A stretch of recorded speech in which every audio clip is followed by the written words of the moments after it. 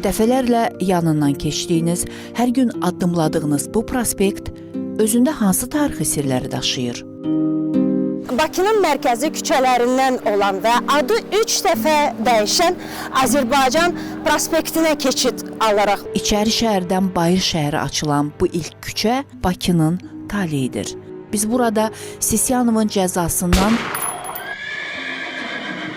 Qatır Zeynalabdinin kəsdirdiyi qapıya, qədim mehmanxanalardan monolitin bünövrəsindəki qaya parçasına qədər hər kəşfi sizinlə bölüşəcəyik.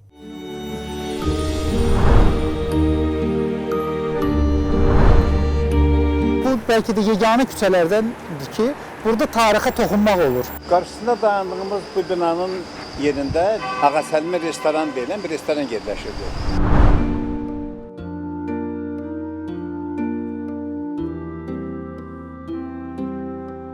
Hazırda biz keçmiş Bazar küçəsinin ən maraqlı binalarından birinin, Bakı konstruktivizminin rəmzinə çevrilən Mətbuat Sarayının damındayıq. Bir memar olaraq o dövrdə elə kifayət qədər cavan idi. Atam Ənbər Qasımzadə bu küçənin layihələndirilməsini ona tapşırıblar.